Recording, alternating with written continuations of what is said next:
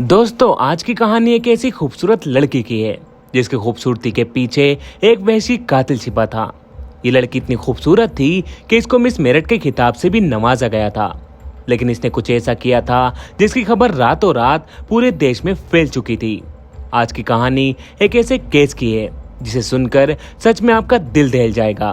तो कौन थी वो लड़की और क्या था पूरा मामला, तो चलिए जानते हैं सब कुछ इस वीडियो में।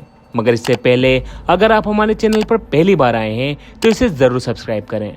ये कहानी शुरू होती है उत्तर प्रदेश के मेरठ से। यहीं पर प्रेमप्रिया कॉलोनी में 4 लोगों का एक परिवार रहता था। घर के मुखिया थे रिटायर्ड इंजीनियर प्रेमवीर सिंह और उनकी पत्नी थी संतोष देवी। इनके 3 बच्चे थे। एक बेटी की शादी हो चुकी थी, साथ ही इनका एक बेटा था गौरव और 21 साल की एक बेटी भी थी जिसका नाम प्रियंका था। गौरव अपने काम के सिलसिले में बेंगलोर में रहा करता था। गौरव की शादी तय हो चुकी थी। 12 दिसंबर 2008 को उसकी शादी थी। वहीं हम प्रियंका की बात करें तो वो काफी खूबसूरत थी, इसलिए अपनी खूबसूरती के दम पर साल 2005 में मिस मेरठ का खिताब जीता था। और जब ये घटना हुई थी तब ये दिल्ली में फैशन डिजाइनिंग का कोर्स कर रही थी। तीनों बच्चे अलग अलग शहरों में रहा करते थे। 11 नवंबर 2008 को जब यूपी के प्रेमप्रिया कॉलोनी में प्रेमवीर सिंह और उनकी पत्नी संतोष देवी दोनों ही अपने घर में मृत मिले तो पड़ोसी ने तुरंत इस बात की खबर मेरठ पुलिस को दी। पुलिस तुरंत घटना स्थल पर पहुंचती है। इन दोनों का कत्ल बहुत ही बेरहमी से किया गया था।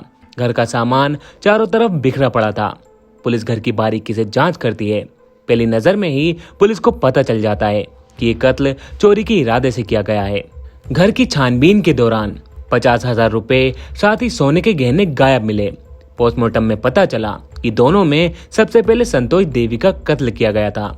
इनका कत्ल गला दबाकर किया गया था और वहीं धर्मवीर सिंह का कत्ल किसी तेज धार वाले चाकू से किया गया था। इन दोनों की हालत को देखकर ऐसा लग रहा था मानो जिसने भी इनका कत्ल किया हो वो किसी भी हालत में इनको जिंदा नहीं छोड़ना चाहता था। खैर, अब मेरठ पुलिस बारीकी से घर के कोने कोने की जांच करने लगी ताकि कोई ना कोई सबूत मिल सके। अब पुलिस ने पड़ोसियों से भी पूछताछ की तो पड़ोसियों ने बताया कि उन्होंने रात के समय इस घर से किसी भी तरह की कोई आवाज नहीं सुनी, जबकि प्रेमवीर सिंह के घर पर एक कुत्ता भी मौजूद था जो अक्सर अनजान लोगों को देखकर भौंका करता था। तो पुलिस को यहाँ से थोड़ा सा शक होता है कि शायद हो सकता है कि इस घटना को किसी अपने ने अंजाम दिया हो। पुलिस इस घटना की जानकारी प्रेमवीर सिंह के बेटे गौरव को देती है। इस घटना को सुनते ही गौरव तुरंत अपने माँ बाप के पास वापस आता है। जिस घर में 1 महीने बाद शादी की खुशियां आने वाली थी वहीं मातम छा गया। जिस घर में डोली आने वाली थी अब उसी घर से 2-2 अर्थियां उठ रही थी। गौरव ने एक ही घटना में अपने माँ बाप दोनों को खो दिया था। माँ और बाप दोनों को एक साथ खोने का दर्द इससे बेहतर कौन जान सकता है। अब गौरव द्वारा इसके माँ बाप का अंतिम संस्कार किया जाता है। अब पुलिस गौरव से बोलती है कि घर में जो जो चीजें गायब हुई हैं उनकी एक लिस्ट बनाओ और हमें दो। गौरव ने लिस्ट बनाकर पुलिस को दे दी, लेकिन पुलिस ने जैसे लिस्ट को देखा तो वो चौंक गई। घर में कैश, सोना और साथ ही बैंक के एफडी और कुछ प्रॉपर्टी के कागजात भी गायब थे। ये हैरानी की बात तो थी क्योंकि चोर इन वसीयत के कागजात का भला क्या ही करेगा। गौरव ने पुलिस को ये भी बताया कि इस कत्ल के कुछ ही दिनों पहले पिता प्रेमवीर सिंह ने प्रॉपर्टी के नए कागजात बनवाए थे जिसमें उन्होंने सारी संपत्ति अपने बेटे गौरव के नाम कर दी थी। अब पुलिस के कान खड़े हुए। पुलिस को शक हुआ कि शायद इस घटना को किसी अपने ने ही अंजाम दिया होगा। पुलिस के शक करने के कई सारे रीजंस थे, जैसे कि घर के बैंक के एफडी और प्रॉपर्टी के कागजात गायब होना, उनके पालतू कुत्ते का ना भौंकना। ऐसे ही ढेरों सारे सबूत थे जो इस कत्ल की कहानी को बयान कर रहे थे। अब पुलिस इनके तीनों बच्चों तथा इनके रिश्तेदारों पर नजर रखती है। सभी के कॉल डिटेल्स और लोकेशन निकालती है। बच्चों पर शक था इसलिए इनसे भी पूछताछ की जाती है। शुरुआती पूछताछ के बाद ही गौरव और उसकी बड़ी बहन जिसकी शादी हो चुकी थी वो दोनों इस शक के दायरे से बाहर हो जाते हैं।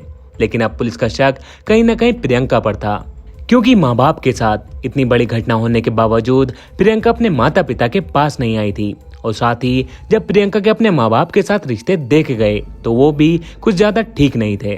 प्रियंका ने साल 2005 में मिस मेरठ का खिताब जीता था। साल 2006 में प्रियंका साउथ दिल्ली के गवर्नमेंट गर्ल्स पॉलिटेक्निक कॉलेज में पढ़ने के लिए गई थी, लेकिन कुछ महीने से प्रियंका के रिश्ते अपने माँ बाप के साथ कुछ ज्यादा अच्छे नहीं थे, क्योंकि प्रियंका एक लड़के से प्यार करती थी। लेकिन परिवार वाले उसके खिलाफ थे।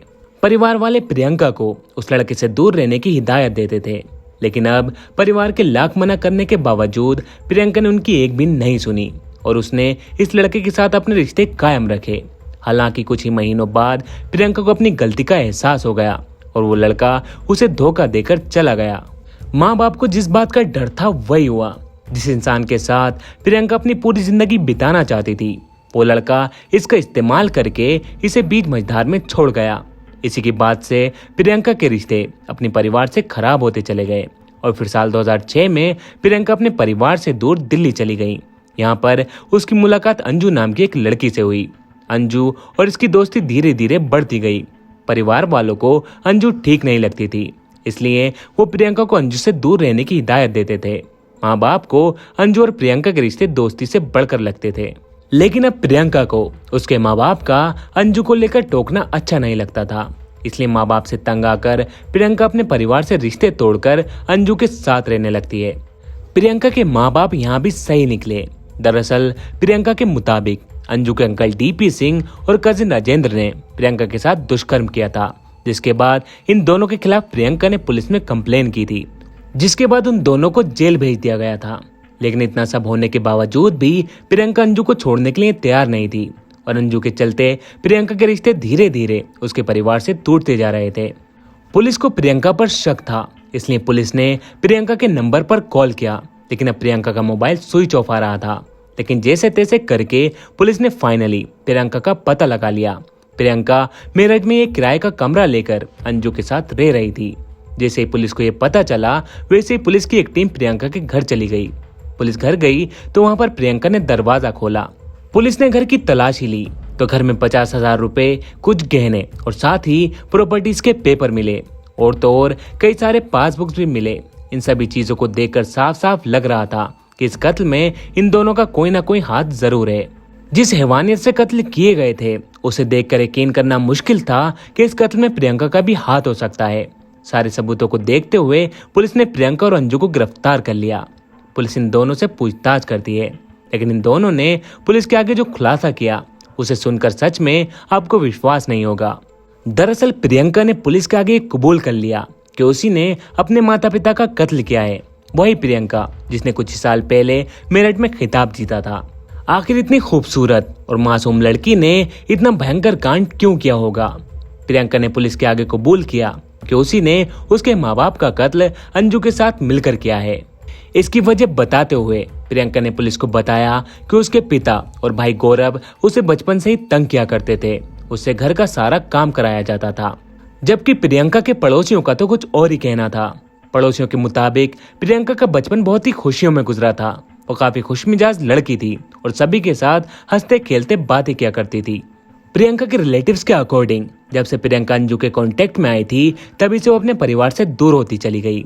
परिवार वालों का तो यहाँ तक कहना था कि प्रियंका और अंजू के बीच गलत संबंध थे। मैं यहाँ पर आपको थोड़ा सा अंजू के बारे में बताना चाहूंगा।